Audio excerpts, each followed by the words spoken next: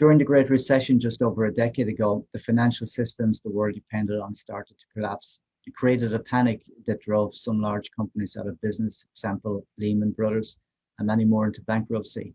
The financial crisis that accompanied the current pandemic caused hardship to certain industries and hurt many small businesses.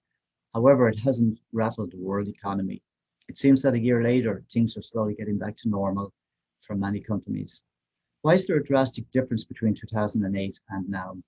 Well, the rules changed. Banks were told that they needed more reserves and that they could no longer underwrite toxic mortgages. It turns out that regulation properly done can help us navigate financial minefields. Here are the results of that regulation captured in the graph depicting the number of failed banks since.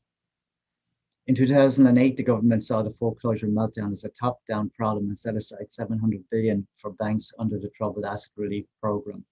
Not all of the 700 billion was used, but the important point is that the government did not act to help failing homeowners, millions of whom lost their homes to foreclosures or short sales. This time around, the government forcefully moved to help ordinary citizens. Working from the bottom up, an estimated 5.3 trillion went into the public in 2020 through such mechanisms as the Paycheck Protection Program, expanded unemployment benefits, tax incentives, help for local governments. Bank deposits increased by nearly 2 trillion during the past year, and credit card debt fell.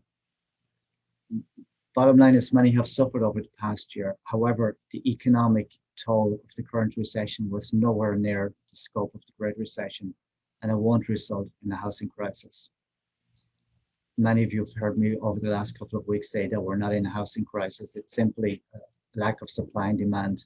Now make it a great day.